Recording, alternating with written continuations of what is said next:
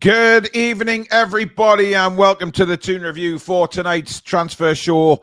The summer of 2025 is not far away, of course, and we have been told that Newcastle United will be active in the transfer window. Boy, do we need to be. Certainly with what's going on at the club at the moment, we need players in. And we need it in quick.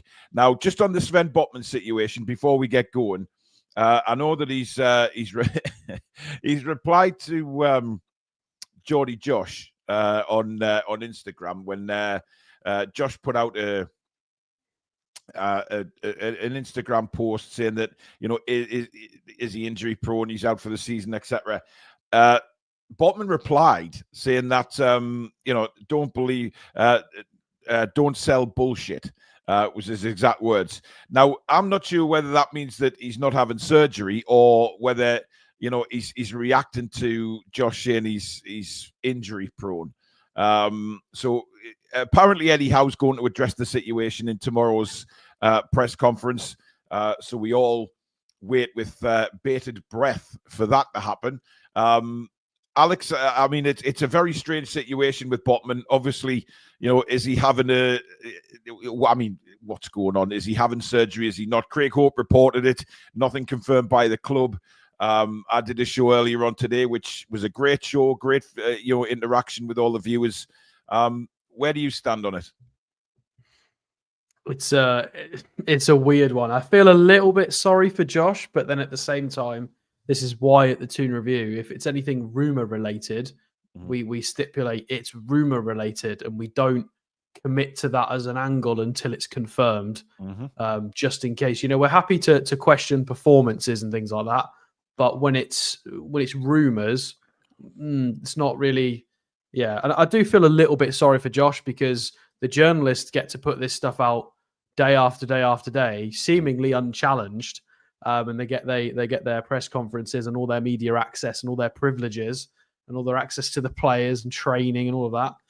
Josh reposts one thing that was from Craig Hope and gets absolutely slaughtered. Look, maybe a little bit sorry for the kid, but yeah, maybe he just needs. Maybe he's having surgery, but it's not going to be like out for the season. It's just a minor little tweak that he needs doing, and he's back within a couple of weeks. But that should have been directed towards Craig Hope, not Josh. Like poor Josh is a kid. Like I think he's probably 18 now, Geordie Josh is, but he's pretty young. Like that needs to go towards the journalists that are constantly pumping out this stuff, that have got these internal sources that are not dealt with.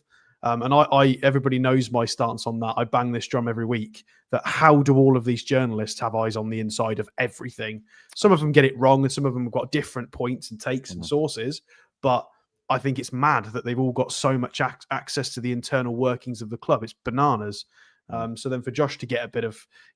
Sven's a young man as well, Sven Botman. He's early 20s, so it is what it is. But I mean, the thing that, you know, Aaron's made a point there that you know, Josh insinuated that he was injury prone, which possibly did rattle Sven. You know, and he got an ACL like once. It's not like he's consistently out with little niggles.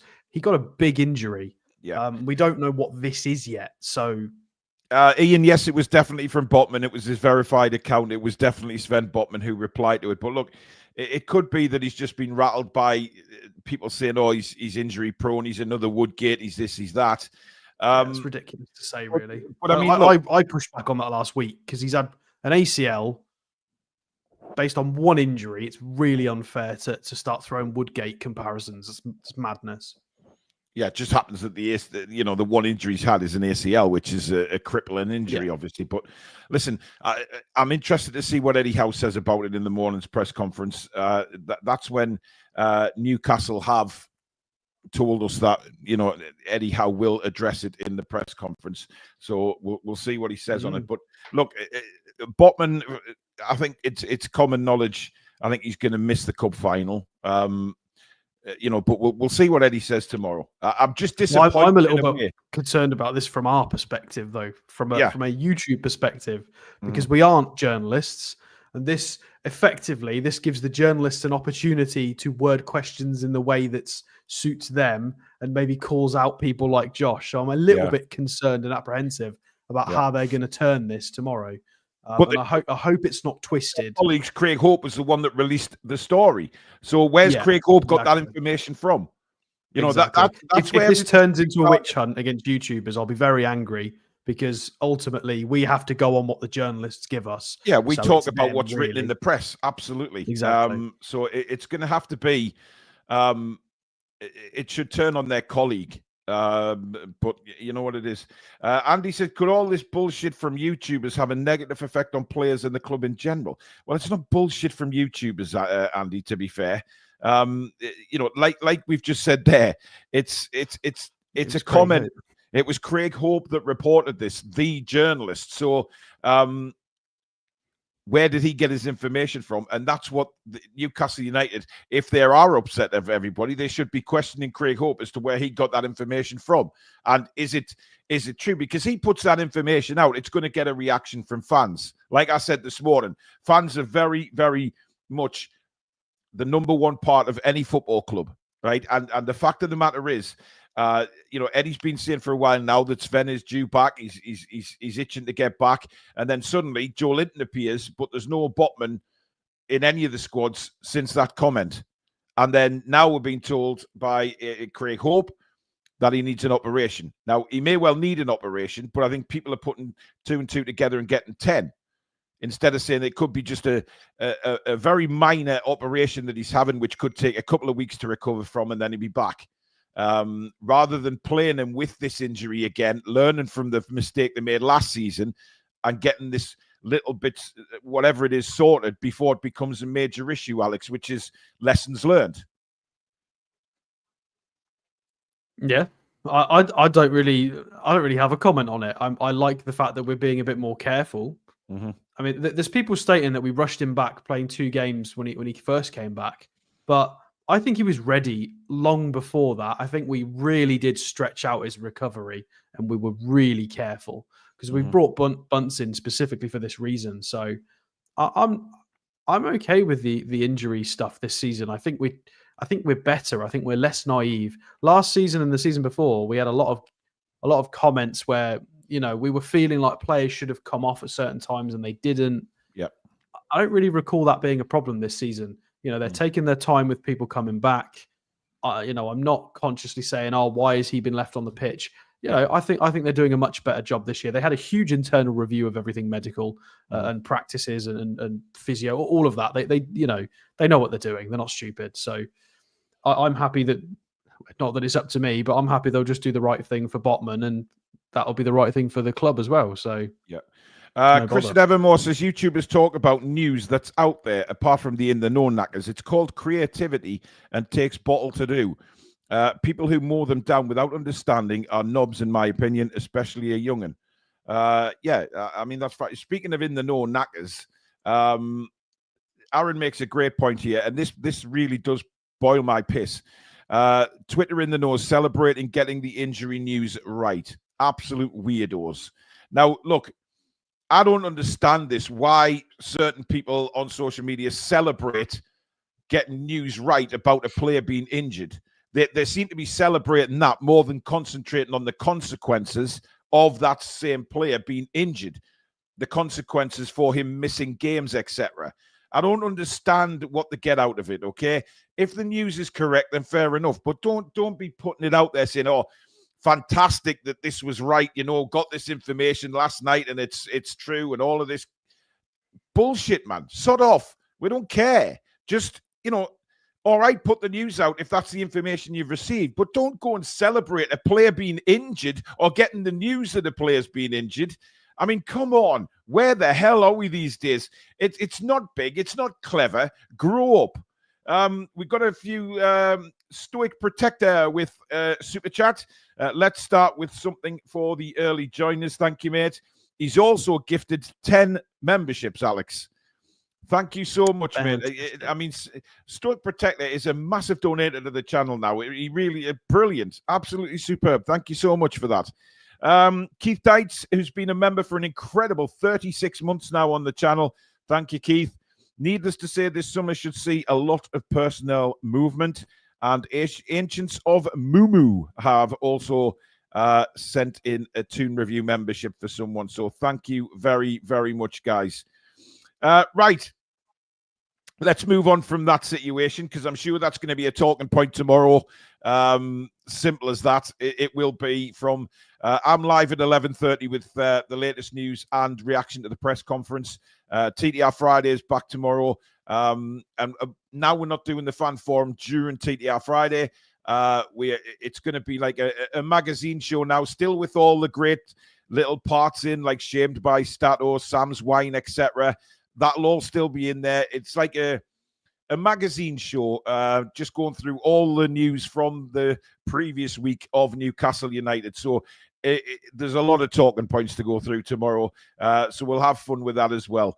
But let's move on, Alex, because you're going to put on the screen in a minute, read through what Darren Eales has had to say.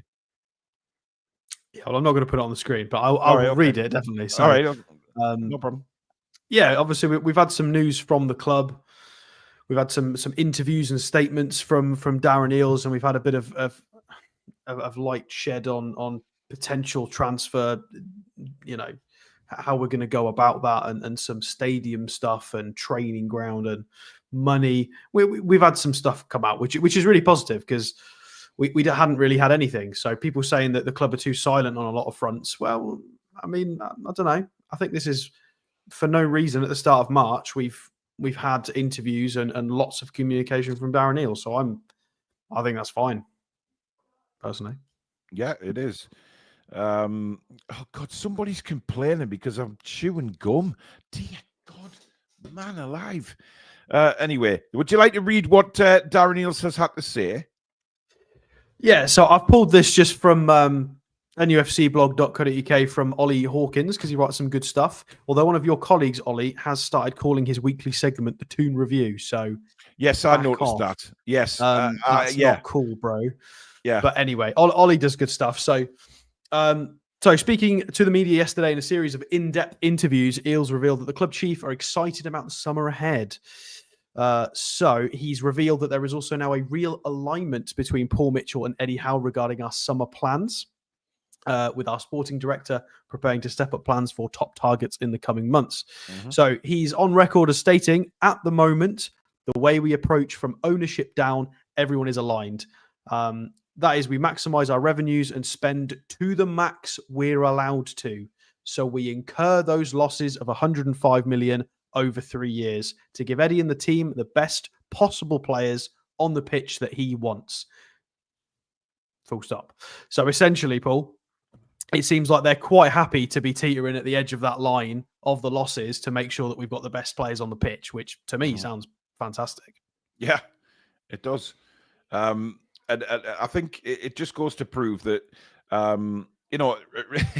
Abs has just said, Paul, stop slouching.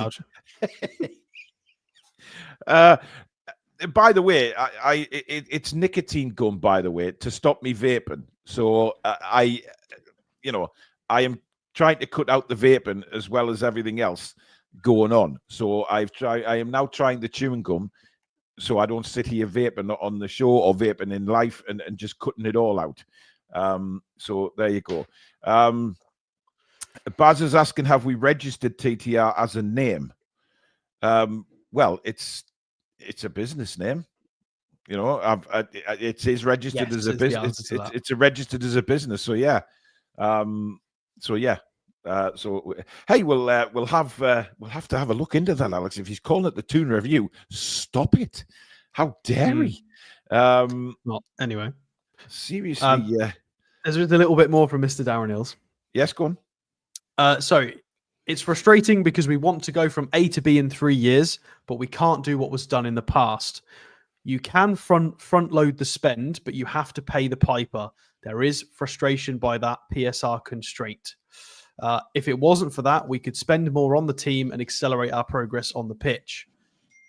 So to quote Darren Eales here, well, not to quote, to paraphrase, there were mistakes made, in my opinion. We can't do what was done in the past. So, and that is what I've been complaining about for recent months. People saying, Paul Mitchell, what have you been doing all this time? Well, we were heavily restricted by previous decisions. Yep. So Anyway, so he goes on to say, so the good news is it gets a little bit easier once you have a good season like we had in these accounts to invest in the future. So obviously he's talking about things like the Champions League season and all of that. The amount is going to depend on lots of factors up until then, but it is a new 3-year cycle for PSR, so that's good news for us. We will spend to the max. Paul Mitchell and his team have had a period of time now working with Eddie because ultimately it's about getting the players that Eddie wants. So there's real alignment in that respect. We're excited about the summer ahead. So yeah, really positive from Darren Eales there, Absolutely. Specifically talking about investment in the first team. You would imagine by those statements. Yeah, you would imagine, and I expect us to be doing something in the window, Alex. We can't go 4 windows. We certainly can't go 4 windows now without bringing somebody in. I mean that is bordering on. I mean, we wouldn't have a squad, would we? Let's be fair. If we did something, half of like our squad doesn't play games anyway. Well, they're very, very, very true. But I'm pleased Darren Eales has come out and said that, Alex, because obviously a lot of people were worried and saying, "Oh, there's nothing coming from the club" and things like that. And I think it just sets the fans' mind at rest that we are actually going to be doing something in this window. Oh, absolutely. Of course we will. We've tidied up the books and we've got 2 sales out the door with Lloyd Kelly and Miggy. So it'll, yeah, that's the whole point. We've been cleaning up shop and the finance is ready for this push. So this summer is no doubt a push. Obviously, we were all kind of sent down the garden path a little bit by the Mark Gahey transfer because we all then assumed, oh, well, we've bid, therefore we've got money to go do something. Yeah. And it never ended up happening. So everybody got a bit confused.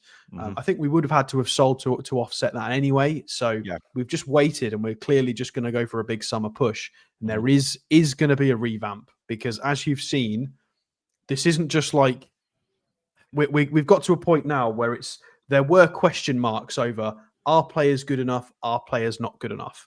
That players like Miggy in the past, when he had his purple patch, there were debates. Now I think it's got to the point where there are certain players in this team that it's more concrete that it's done. It's over. Yeah. The dream is, you've done really well, but it's done now. And we are ready for that recycling. We've got players aging out. It's time for 5-ish players, in my opinion. 5 out, 5 in. Bit of a shake around. Eddie Howe himself has talked about having a new face in each window. Well, we haven't really had any first team faces in for a long time, so that's really important. J2 Toon says, so after the words of Darren Eales, does that mean there'll be another emergency meeting by the Premier League tomorrow to implement more shade? Wouldn't put it past the bar stewards. Well, yeah, we've seen that happen before. Dr. House with a super chat.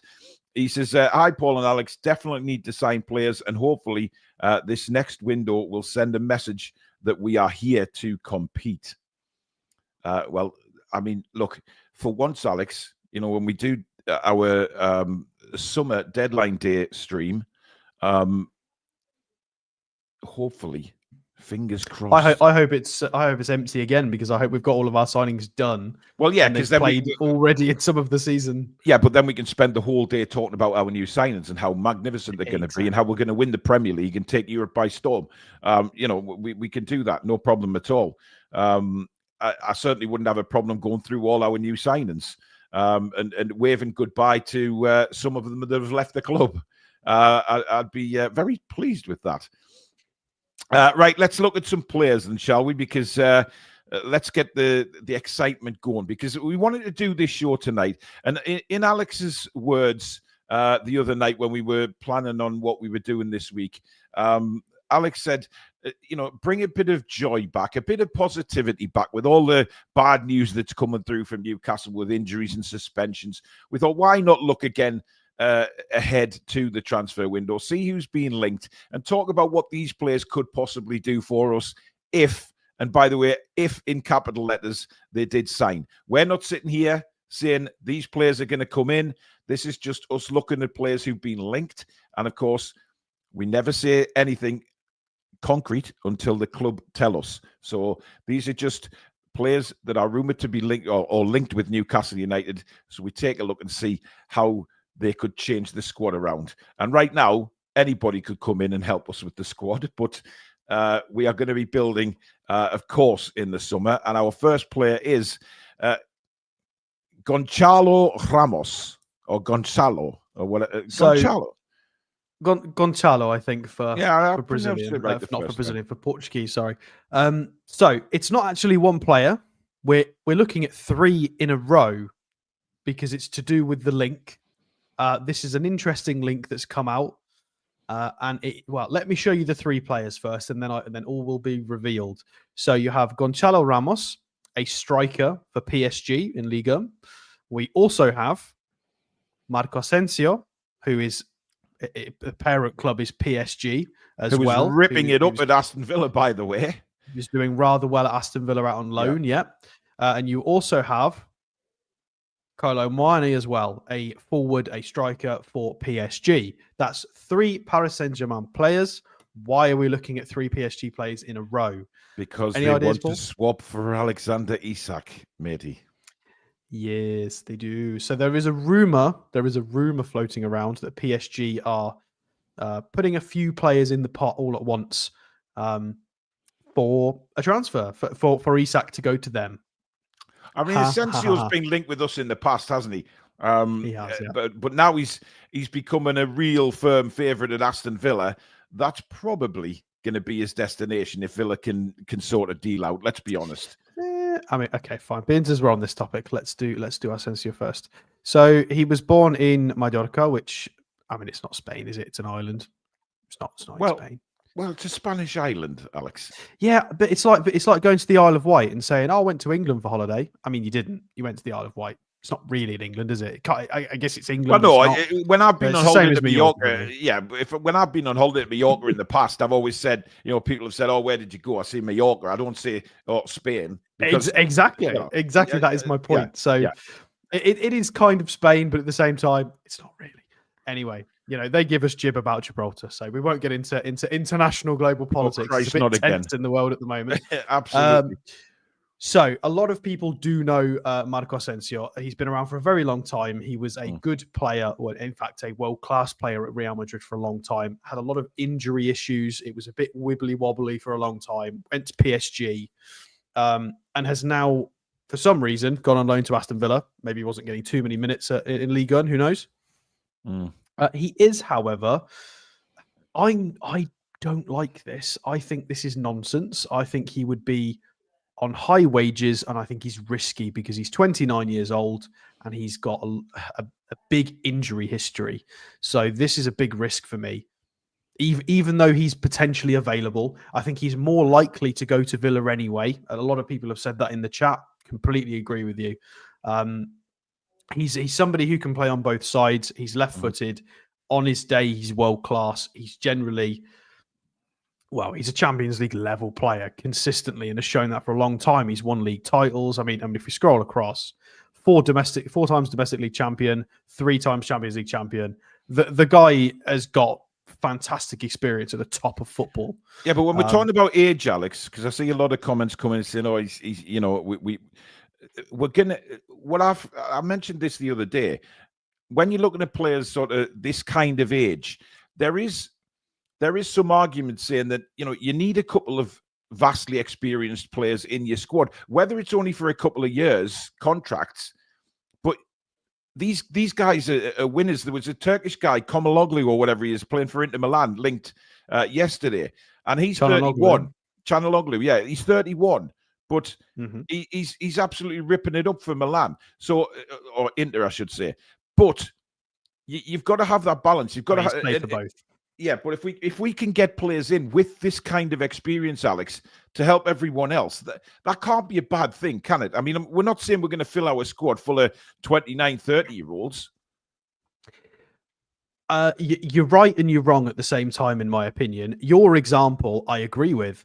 Bringing in somebody in central midfield with experience, I think would be fine because we've got younger players in midfield. We've got Miley's and Tonali's only 24 or might just turn 25, still 24. So with midfield, that's less of a problem. On the right wing, we only have one player who is an out-and-out right-sided player on that wing, and that is a 30-year-old Jacob Murphy. So to supplement the right wing by bringing in a 29-year-old player, who, let's be honest, in the summer is going to be 29 and a half years old, so he's going to be that much closer to 30. So having two players on the right who are about 30 years old, for me, is a problem. We've just gotten rid of Miggy, and I appreciate that Asensio, despite being much better than Miguel Almiron, is still too old. I don't mind having older players in the squad, but we currently have an age problem. And I think we need to be careful with it. You know, Barnes is 27 now, I'm pretty sure. Gordon's fine, but so Barnes is having a tough time and is technically peak. Yeah, I think this is an absolute no way in hell. Absolutely not a chance. Shouldn't take this risk at all. We seem to be playing the game the opposite way to Aston Villa. Aston Villa are putting all of their eggs in one basket. They've bought everyone, they've loaned everyone in.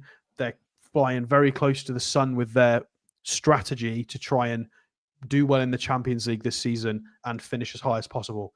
But it could go wrong for them. It really could. It is dangerous. It's a dangerous game to play. We're seemingly doing it the other way around, where we're being very risk averse and we're being careful. I don't think we would go anywhere near this transfer. Nowhere near it. It's not a Paul Mitchell transfer for me either. I think this is nonsense. Yeah.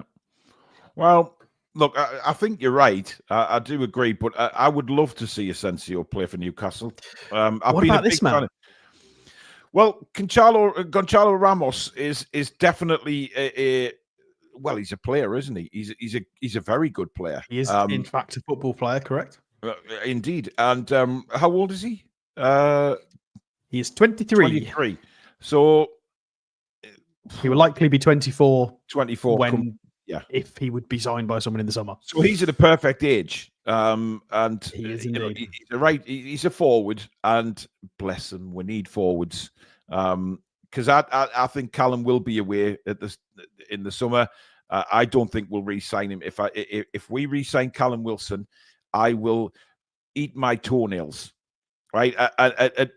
We can't. We just clip that. What, my toenails or the part that said it?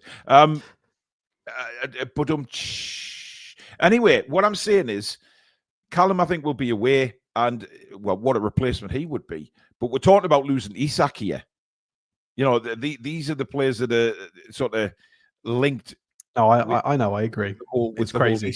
Deal. So, but we've got to talk about it because they put this story forward. Well, just to make you feel a little bit better, this guy for me is incredible. He did actually score against us in the Champions League. He's quite an alien. He's a freak. Very, very good in front of goal, in my opinion. And I'm a bit shocked he's not getting more minutes. I'm not quite sure what's going on with his minutes at PSG, and I think he very much could be available. So he's over 6 foot. He's not on a massive amount of money as well, for all things considered, for PSG. Only 500 minutes this season, but he has managed 4 goals and 2 assists, and he's running a bit cold as well. He arguably could be on 5 or 6 goals.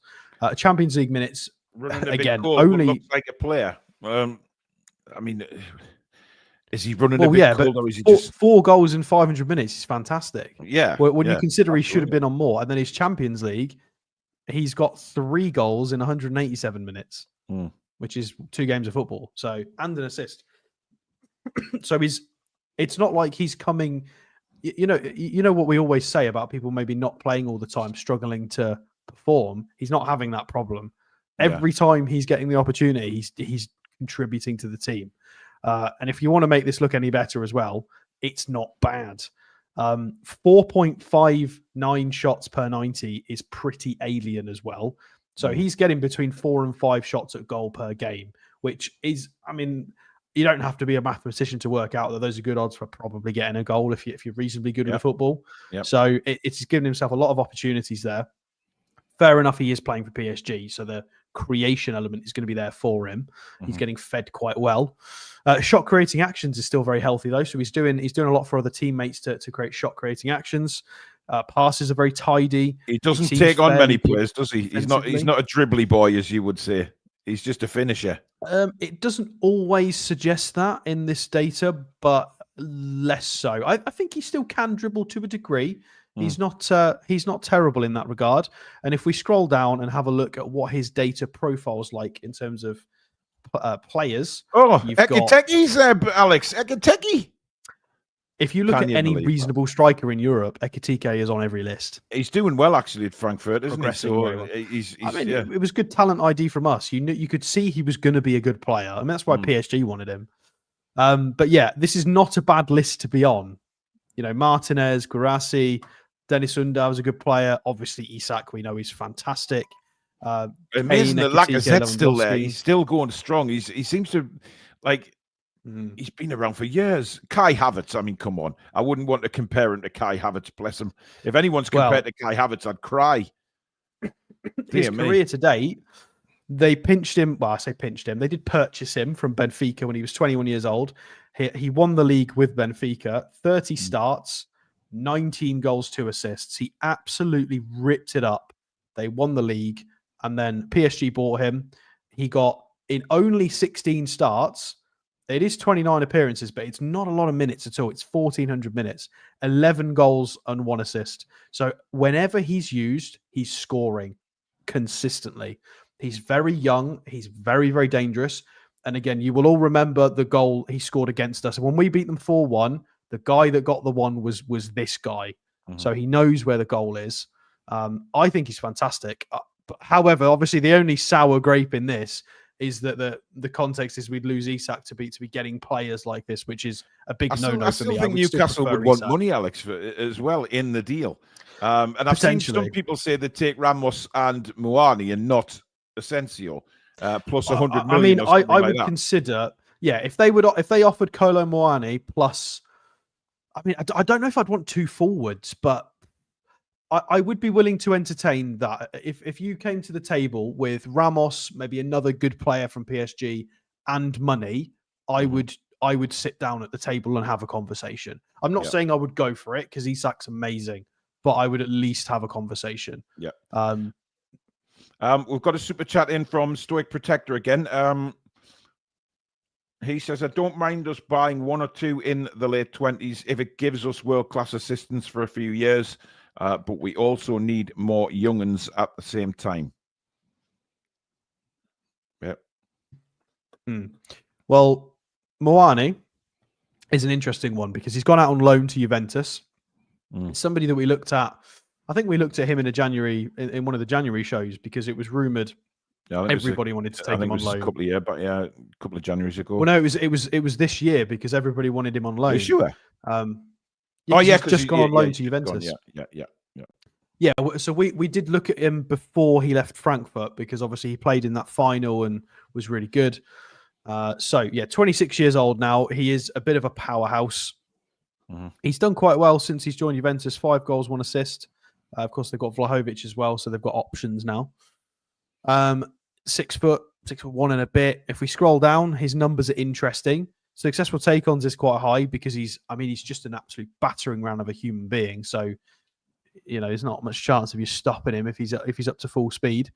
Progressive carries really positive. Progressive passes is higher than I thought it would be for somebody like Muani. So very, very impressive. Shot volume is middle of the park, but still 2.6 is fine. Is absolutely fine. Shot creating actions is good. I mean, he provides more for teammates than I thought he would in this data based on but a lot of when I've watched Muani play was a while ago. I watched him a lot of Frankfurt, which was quite a while ago now. So he's a different player. And when you have a look at who he profiles like, it's a lot of the chonks, as we like to call them on this channel. Jackson, Breel Mbolo is an absolute battering ram as well. Darwin Nunez, less of a battering ram, but still quite physically powerful. He likes his driving runs. You've got Solanke as well, who's quite powerful. Ekitike, again, he's on this list. I'll tell you, but whenever I do research, he's on every list. Yeah. Thuram as well is a powerhouse. So you get those kind of vibes. People know what Muani's like. And his career to date, if we scroll down and have a look. Not getting many minutes at PSG, really. He was fantastic at Frankfurt. 15 goals, 11 assists in 1 season. That is crazy that they only got 7th, considering that output is phenomenal. And he's just not been playing too much at PSG. So they've got Ramos and Muani that just are not really playing too much football. So it's no surprise he's gone out on loan. But those are the 3. That is the story, guys. Nearly removed you then. Don't do that. Is Asensio, Ramos, and Muani. as a straight swap for Isak. That's the paper talk, which I think it is. Nonsense. But there is a lot of people in the chat saying, why should we have to lose Isak, etc. And I agree. According to Darren Eales, Isak's going nowhere. Newcastle will not sell him. That was a quote as well from Darren Eales saying that they are not. He said we would be crazy to sell him. We would be crazy to sell him. Yeah, which gives me the impression it doesn't matter what people want to offer us in regard, because I think we're going to get a lot of this in the build up to the summer. Alex, is teams that maybe can't afford the full transfer fee will offer some of their players in exchange. I think we'll expect a lot of that in the coming months up to the window, and even during the window, there could be a lot of teams saying, "Oh," and what we have to be careful of is that we're not going to take their crap, if you know what I mean. That teams are trying to get rid of certain players and think, "Oh well, we'll put him in the offer for Isak and lower the valuation down monetary wise." I think we're going to get a lot of that. Yeah, I mean, we're going to be in a good position, a really good position, because similarly to how we've been affected to this by this previously, and that we've had to scramble to sell players. Yeah, we're now not going to be that club in that position. There are going to be a lot of clubs who are going to have to sell some of their better talents to balance the books, and we're going to be there ready with the checkbook going, "Oh, no problem, we'll take him off your hands." So for once, we're actually looking like we're in a strong position going into the summer, which I think is why the club and Eddie and everybody are a little bit more relaxed about it. And this is why a lot of you who think that Eddie Howe's going to get sacked, he's not. He's absolutely not, because they've given him nothing. You can't buy the man nothing and then say, "Oh, you're not doing good enough." So unless the season catastrophically goes to pot and we're down in, well, that's the one reason I see them getting rid of Eddie, is if the season goes to pot, our Premier League form does not pick up, and we start slumping down the league. They would have to consider it. If we lose 10 in a row, and it really goes to absolute then fine, yeah, of course. But anything slightly better than that, I don't think the club will care, because the club have not backed him. So they're basically just, now say if we don't get Europe, he's gone. Absolute nonsense, in my opinion. I could not disagree with you more. I think he gets the summer because they've not backed him. They will, as long as the wheels don't fall off, they will back him, and they will spend money and rebuild the squad in the summer. Hands down. That's what I think is going to happen. Well, only time will tell on that, but let's just hope that we put in a fight, and these players that are left in the squad can push us into Europe, because I think top four is going to be a stretch, but European football certainly isn't a stretch. I do believe we can fight for that, but I think the squad is just too threadbare. We're still in a good place. We are absolutely 100%. Yeah, but that's what we discover some form, then it's fine. But it's difficult. We have to see that turnaround at some point.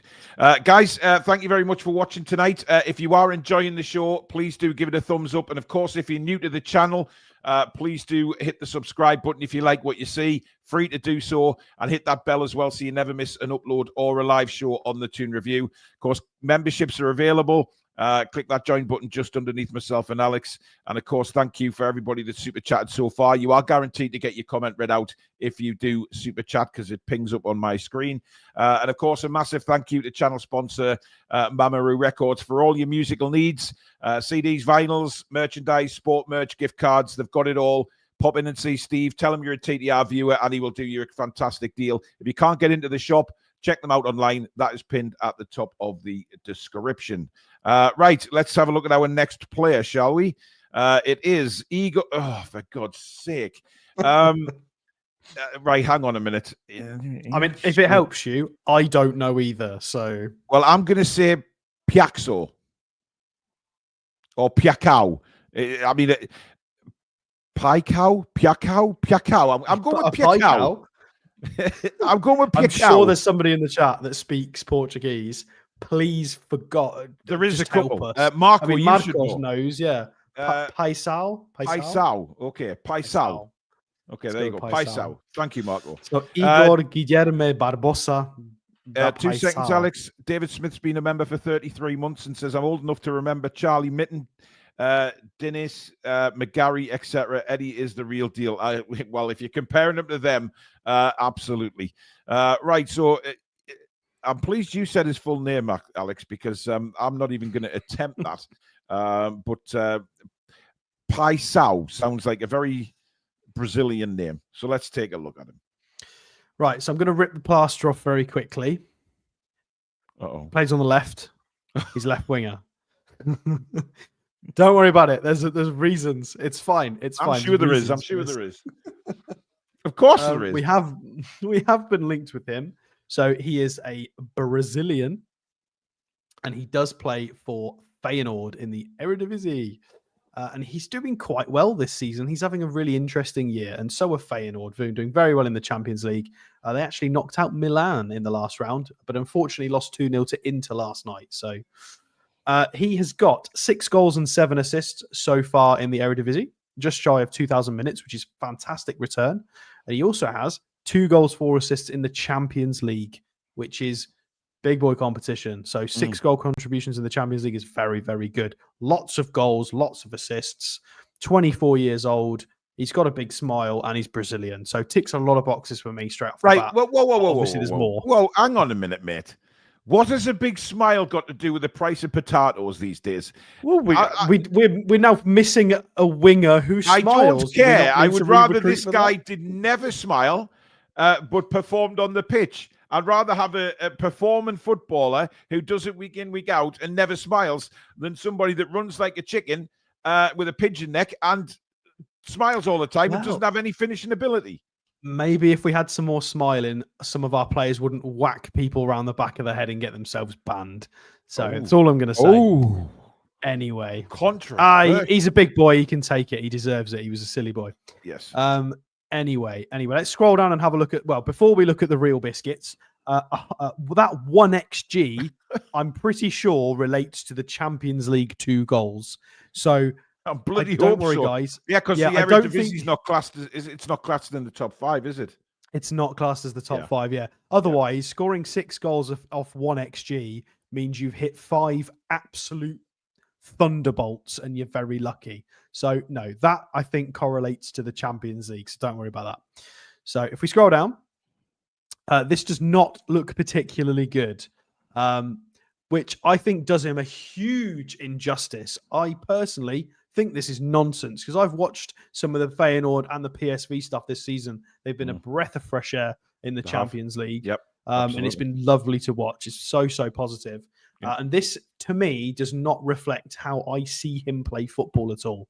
I've even gone back and had a look at the recent data of recent matches. And again, this doesn't seem to match. It's very confusing. Defensive output really is fine, is good. This guy, for me, is a very good progressor of the ball. He's tricky. He's a good winger. He's quite physical. He's good at riding tackles as well. He's got good technical ability, good quick feet. So the progressive carries and take-ons here is very low for what I see with my eyes. So I think this is a bit suspect. Well, hang on. Are you actually saying here, Stato, that Stato is going against the stats? I am, because this is 900 minutes specifically. And you've got to remember that these 900 minutes will be playing against the toughest teams in Europe in the Champions League. So it's not necessarily a true reflection of how he always plays. They might have set up in a slightly different way. Look what we do. Sometimes, we've had games where we go to a 5-5. Look how that might negatively impact the stats of some of our players. Sometimes these things happen. But I don't think this is a fair reflection of how he generally plays football. And I can kind of support that to a degree if we go and have a look at his SofaScore, which has had a lovely update, by the way. One thing I don't like, that's a bit small. We don't mind small because Kieran Trippier wins a lot in the air, considering he's a little bit small for a fullback. So it's not always about the height. However, that is for professional football. You have to be something special to get away with being that. But never mind. We'll move on from that. Peter Garthwaite sent in a super chat saying, "If it helped us rebuild, would you sell a Bruno?" Well, if his form continues like it is for the rest of the season, I think a few people would, but not for me. I love Bruno. I want him to get back to his best. Sorry, mate, carry on. So strengths, playmaking, positioning, and long shots. Again, weird because to be fair, long shots. He does have quite a lot of long shots. But I generally think he's a bit of a dribbly boy.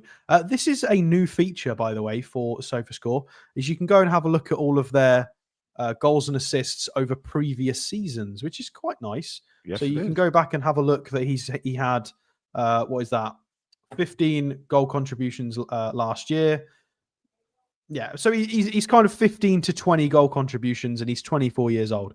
He's having a very good year this year. So you can see he's competent. He's been putting up reasonable numbers for a while, and he's definitely improving. If we scroll down and have a look at his recent games then, he got a goal and an assist against Sparta in the Eredivisie. He actually scored the crucial goal to beat Milan in the Champions League as well. So if we go and have a look at the data for that game specifically, we do know some of the Feyenoord squad guys because we've done some of them in transfer shows before. David Hankel, we have done before in transfer shows. He's still there though. So here he is out on the left. Here's his heat map. Looks like he took corners as well, which is interesting. If we scroll down, he had 3 shots total. He hit the woodwork and managed to get a goal.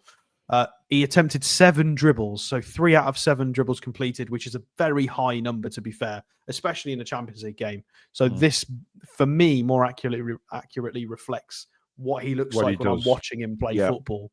Far more of a dribbly boy. Physically, fairly competent as well. 5 out of 10 ground duels. He's happy to ride a tackle. He's always happy to try and, he will not give up. He will always play for that ball. Couple of offsides, was fouled a couple of times. So again, really important game in their history because it's got them past, AC Milan is royalty in terms of European football. So to get past them is a magnificent achievement. He then played last night against Inter. They did unfortunately lose 2-0. But again, he's playing against the toughest sides in the world, essentially. In Inter and Milan are 2 of the best Italian clubs. So he's involved in the top end of the game at the moment. Again, only as a 24-year-old, it doesn't look like they had a fantastic game. I mean, they went 4-4-2. Yeah, and he's gone out on the right as a So this, a bit of a weird one, that one. So he's played on the right, possibly dropped in as a right midfielder. His heat maps, he was all over the shop, wasn't he? Yeah, but mate, look at Inter. They got to the Champions League final not long ago against Manchester City. With Aslani, Piotr Zielinski as well, who was obviously originally at Napoli, Bastoni, Barella. Yeah, it's hard to go and do your stuff against a team that's this good. Look at the 3 centre backs: Pavard, De Vrij, and Acerbi. Come on, they are stacked this season. And then the Italian version of Crouch and Defoe up front with big it is and Lautaro Martinez. It's a really balanced side, and it's no wonder that they play well. But for me, I think Mr. Igor is an interesting proposition. I'm not sure it's the perfect fit for our squad, but he presses well. He's energetic. He's tricky. He's pacey. I think he can play on the right. He does sometimes. He is right-footed though. I think it's an interesting one. I definitely think he's worthy of being written on a list to be considered. I'm not sure he's going to be picked though. Listen, that list that Newcastle United have is probably quite lengthy right now because they will have already started due diligence on quite a few players. Stoic Protector with another super chat. Thanks, mate. Paul, will you let us have a guess on total value spent in the summer window? Maybe at the end of the show. Listen, that's. Should we put a poll up, Alex? Thinking how much we'll spend, and then we'll go sort of between valuations. So let's hang on a minute. We could do how much. What do you want to break it up into? Sort of 50, 100, 150. Yeah. So we've got 4 options we could put, haven't we? So So if we go 0 to 50, yeah, 0 to 50, 50 to 100. 100 to 150. Wow, I'm actually shaking typing these, Alex.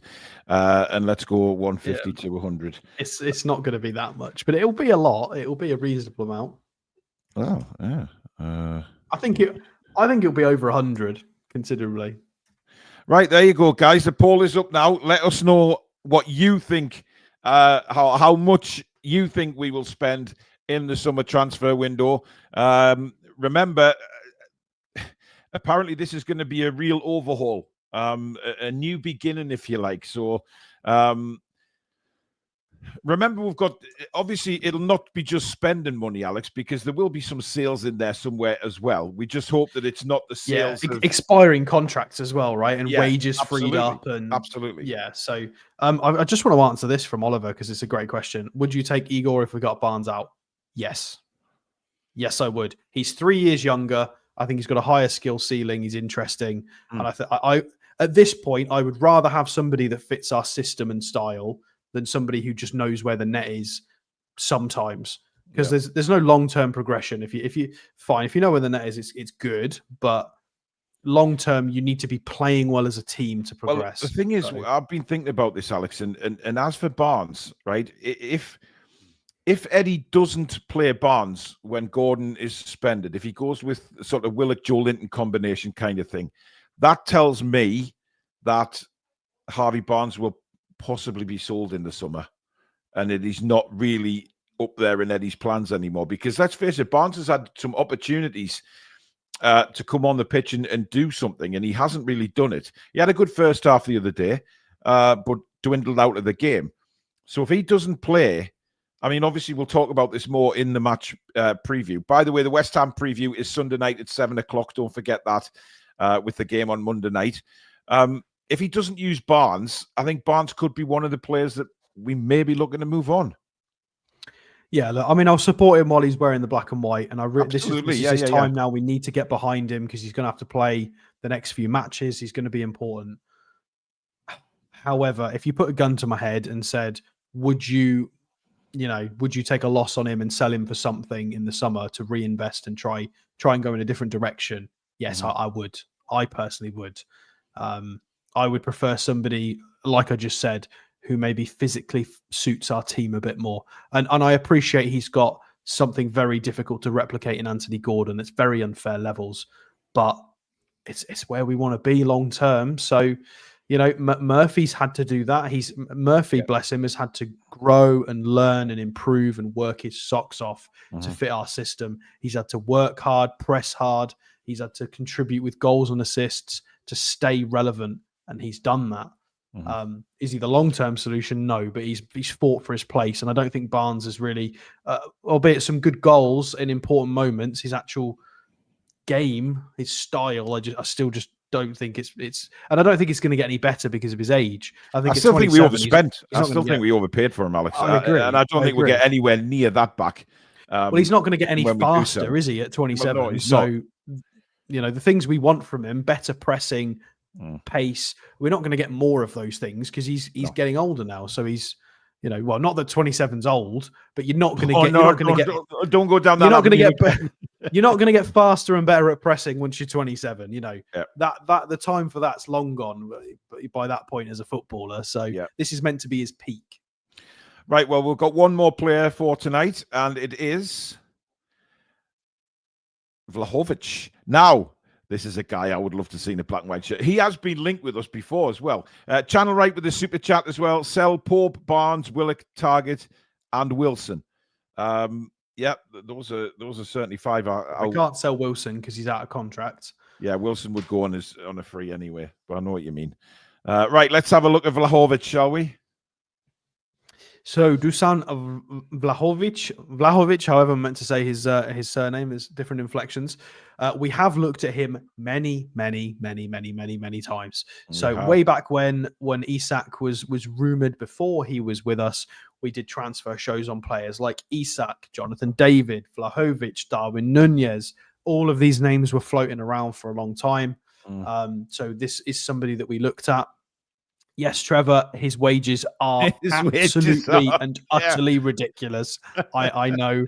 For people who haven't spotted it yet, yes. There's the pounds for you. £309,000. I mean, that's filth. It is absolutely filth. 16 million per year, that is. It's a lot. It's a lot. It's basically like 3 Brunos. It's a lot of money. Anyway, this is why Juventus Yeah, but if we want to be a big boy in European football, Alex, eventually these sort of wages are going to have to be paid. Oh yeah, 100%. If we want to become European royalty and be winning Champions Leagues, we will have to venture into this territory at some point. I think we're 10 years off before we even get remotely close to that. Like, look at the clubs. Look at Spurs. They're still nowhere near this level of spending, and they've been trying to catch up to that for years and years and years. So, yeah, Dušan Vlahović is currently a striker for Juventus. Obviously, he had his breakout at Fiorentina in those beautiful purple kits from way back when. I don't think he's quite well. He hadn't hit the heights of his Fiorentina days until last season when he had his best output of his career, which was fantastic. He's won loads of accolades as a youngster. You've got Serbian Superliga champion, 2024 Serbian Footballer of the Year. Funny that he's only managed to win that once. I guess it's because Mitrovic wins it all, or Tadic. Loads of good players from Serbia. He's basically set loads of records as one of the best young Serbians in existence. He is a bit of a chunk as well. 6'3", bit of a beast, a behemoth. He's left-footed. He's got 9 goals in the league this season with 1 assist. Running slightly cold. He should really be on maybe 10 or 11 goals, so just running a little bit cold. Assist-wise, he's fine. 4 goals in the Champions League with 1 assist. So he knows where the goal is. He's contributing regularly, and he's important to the style of play as well. Let's not forget they do have Moani as well that they've got on loan that we've just reviewed a minute ago. If we scroll down and have a look at the data, it's very meh. It's very... I'm really surprised. To be honest, mate, I am really surprised by that. I thought you would scroll down there and we'd see lots of greenerage. Why are you surprised, though? Why do you think it was all going to be green? Because you say the name Vlahović and you think goals, machine, fantastic players, striker, does everything. Yeah, exactly. So that's why I'm a little surprised. Well, his non-penalty XG is in the top 26%. Yeah. And his shot volume is high. And he has lots of touches in the attacking penalty area. Mm-hmm. I mean, I was going to say this is a better version of Chris Wood, but I guess Chris Wood is having a much better season than Vlahović this year, but never mind. I never thought you would put those two players in the same sentence. That is... He's not Alexander Isak. He's not going to be able to play out wide and be a dribbly boy and do all of the trickery. This is a battering ram of a player. It's different. He's not a progressor of the ball.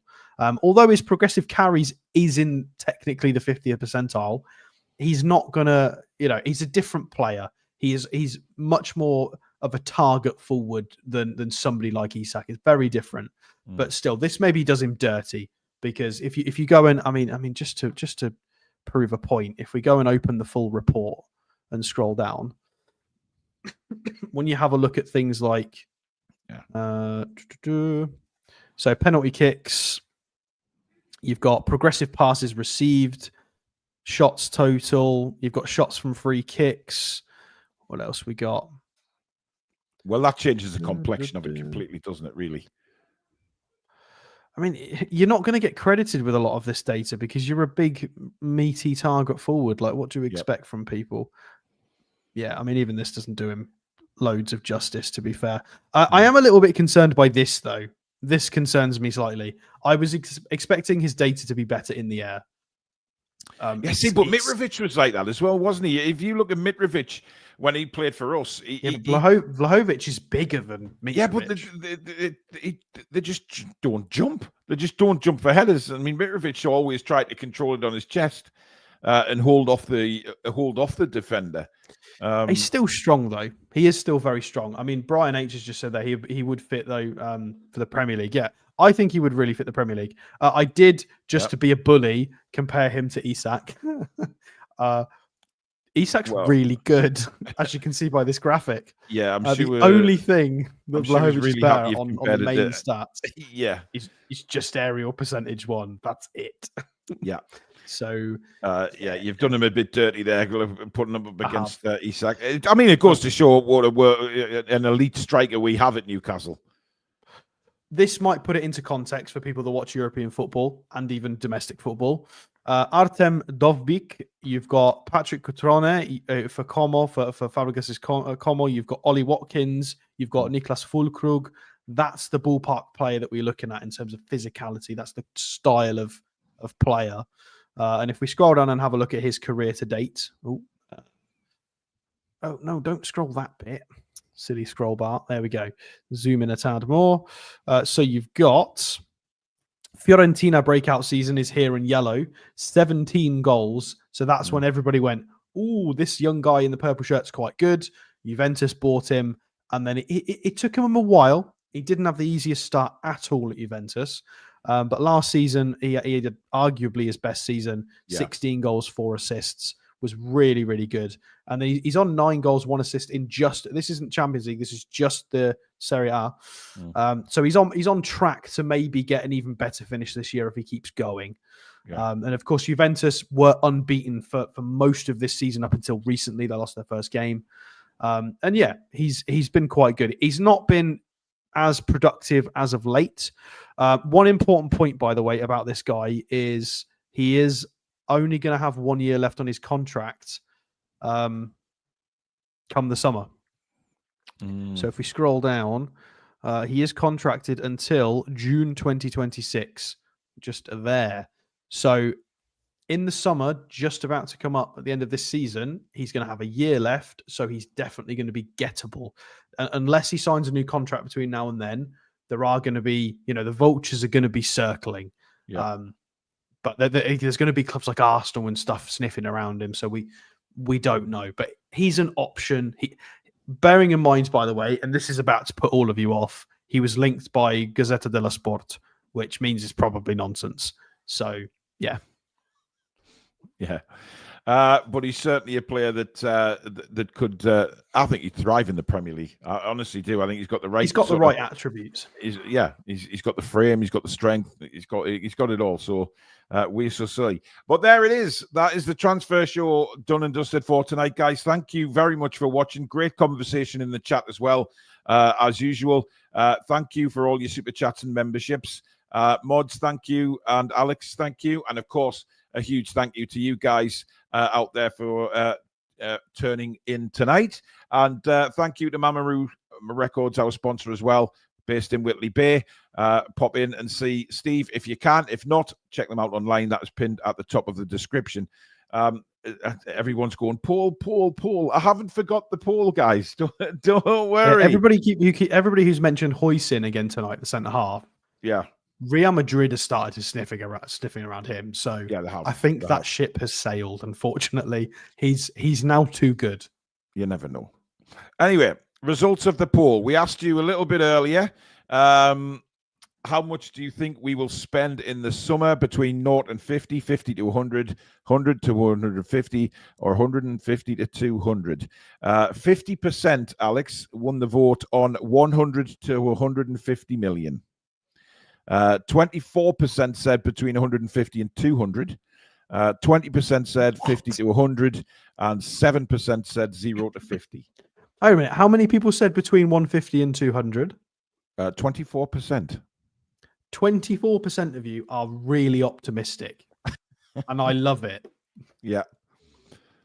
That's a lot of optimism right there. But listen, good poll. 150. Wow. Well, in the words of Kevin Keegan, I would absolutely love it.